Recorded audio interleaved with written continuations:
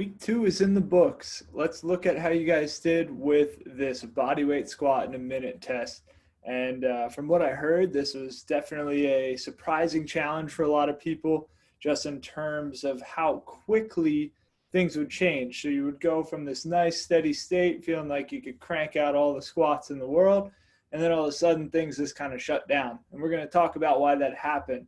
But first, we'll go over the leaderboard. So this week, it was myself and Eric were at the top on the men's side, and then my wife ended up taking the top spot on the ladies' side. So it was a happy household this week with us taking the challenge. And from there, we had Jay's taking third. We had Tyler in there as well. We had Hannah, Brittany, Avi, and you can see as I scroll down here through the results, you can see where you ended up during this week's challenge. If you do not see your name on the leaderboard, it just means you didn't log your score correctly. So make sure you look at the team feed. There was also an email sent out when you registered on how to log your score with some screenshots and step-by-step instructions. So make sure you review that. But great job to everybody that participated. We had a nice showing this week and some really fun data that came out of this test. So let's talk about that data a little bit. First thing I want to talk about is, why is this test important? What did it show you, and what can you take from this test to apply to your training? And the first thing, this exercise, this test was focused on how well you could buffer against hydrogen ions. So, you've probably heard of that lactic burn or that lactic acid in your system. And, we kind of always make lactic acid the bad guy. Well, it's not actually the bad guy. It's trying to buffer against this hydrogen ion buildup. So essentially, when you go into an intense state of exercise, more intense than you can really handle with aerobic activity, you start to build up hydrogen ions in your system. And what this does is it starts to burn. It starts to make your body turn a little bit acidic. So you almost have that acidic burn feeling starting to happen. And then essentially, once that burn gets too great and once the body turns too acidic, you have to slow down. You have to downregulate, go to a slower intensity, a lesser intensity than what you're currently working at. So that's what a lot of you experience probably right around the 30-second mark, if I had to guess. That's that buildup of hydrogen ions. It does not take that long to happen. And when it happens really quickly.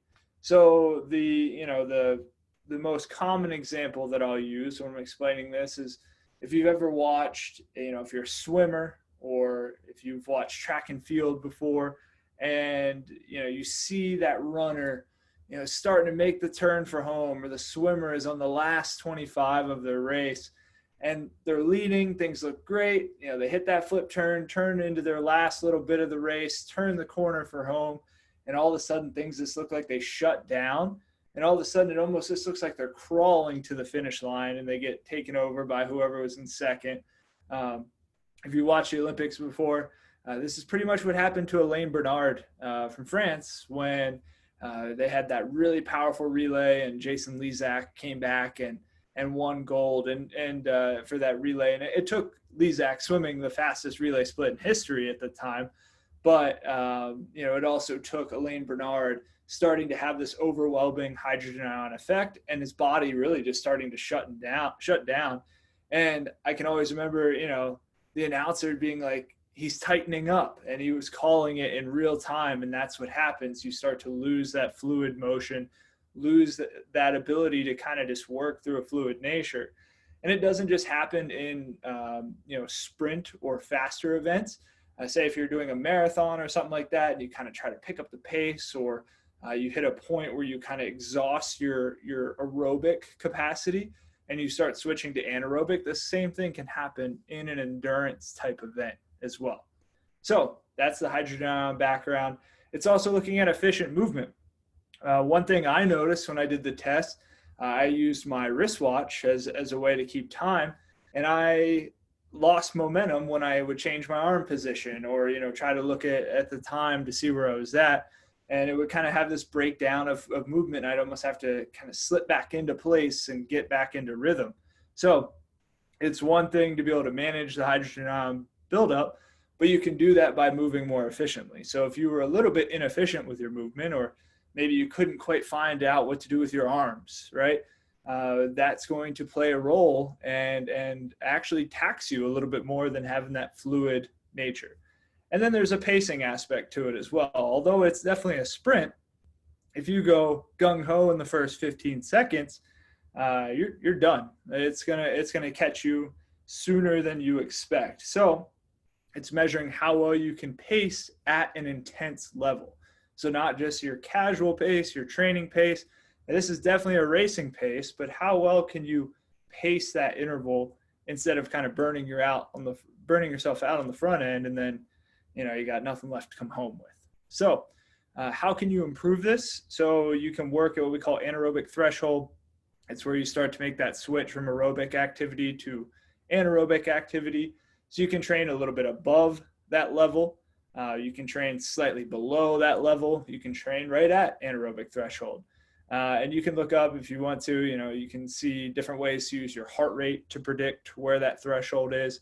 The way I kind of look at it is, it goes from that point where you can complete full sentences in training, and then all of a sudden you're doing that like gasping, a couple words here, a couple words there. That's kind of the threshold when you start to hit it. And then when it's one word tops is when you've gone above that threshold. So, if I'm using a runner, for example, if you're running and you can hold a conversation, you're below threshold. If you're able to spit out 2 or 3 words and kind of chop together sentences that way, you're hitting that threshold. And then if it's, one word tops, you're above that threshold. So that's kind of a way to get an idea without getting too scientific with how to track it. Because a lot of us, we don't have resources to actually do the whole finger prick and figure out where we are, blood wise and everything and content. But that's one way to kind of think about it. And you can use your heart rate as well as another measure to get an idea of where your threshold is at. Along that, training with different intervals. So I heard from a lot of people that they had practiced 30-second intervals of things like squats or push-ups or whatever, but they never thought about expanding it to 60 every once in a while, or a minute and a half, 2 minutes, so make sure you have that variety of the intervals that you're using, because that's going to, make a difference. I'm guilty of it as well. We get kind of in a rhythm of things we might like a training session we've done, or we might like a certain rep scheme that we've utilized. But when you just do that over and over again, it's great to an extent, but then at some point you're going to hit that point where it has some diminishing return. And you can expand that return by mixing in different, amounts or different repetition ranges, different rest intervals, things like that. And the final thing to think about is, when is the last time you've trained quickly? So even from like a weight training perspective, for example, we're taught, for a safety perspective, slow, steady lifting, all that type of stuff, which is a great foundational piece, absolutely something there. But sport and, goal achievement and all of that is generally not something that's slow. If you're trying to swim faster, sprint, jump higher, dunk a basketball, whatever, those are not slow things, right? If you're trying to have big league power for baseball, that's not a slow act to try to hit a baseball, right? So if you constantly train in this slow, steady state, you're actually missing out on a whole level of training. I'm not saying to do it all the time, but I'm saying it's something that you might need to consider adding in some faster paced work, lighter loads, focusing on power development instead of, just how heavy you can lift and things like that. So that's something to keep in mind. We think about speed adjustments, especially in the swimming and the triathlon and the running world, cycling world. Those things are a little bit more well discussed.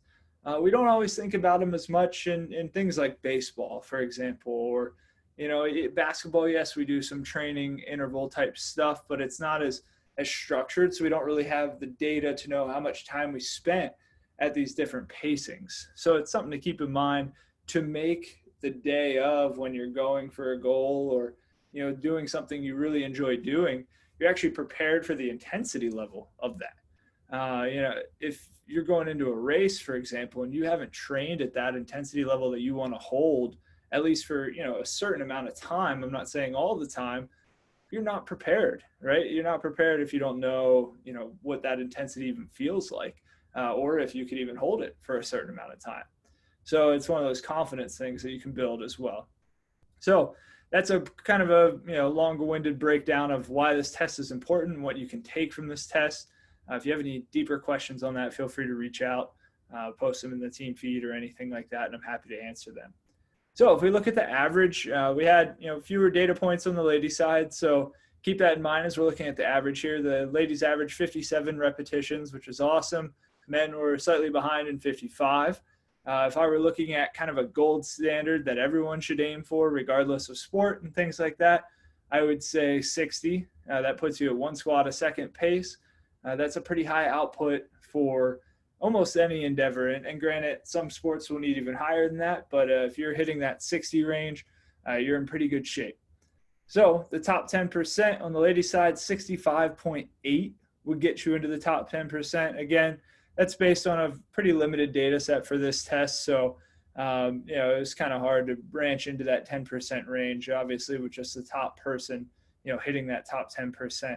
On the guy side, 71 hit the top 10%, and that's actually pretty spot on to what I've seen from some larger data sets. 70 seems to be a good number there. And on the ladies' side, 62 and a half I've seen as a number to be in that kind of top 10% category. So something to keep in mind there. And then the top 50 on the ladies' side, we had 65 being the cutoff number for that. And on the gentleman's side, 58. So with that little bit bigger data set, we saw a little bit of a shift of a number there. But you can see, being near 60 is kind of that goal number. Being, even if you're above it, fantastic. You want to maintain that. But, if you're not at that 60 mark, that's something to keep in mind as something you can push your training towards to hit that number. So there's a quick breakdown of the leaderboard, kind of the why behind everything, what we found from this test. Next week, we're kicking off week number 3. Just to plan ahead, you're going to need something to hang on to. So you might have to get a little bit creative. I know we don't all have access to pull-up bars right now, but I'm sure you got access to a tree, maybe some rafters in your garage. We can get creative with this to get the job done. So get ready to move forward with some sort of hanging activity for week number 3.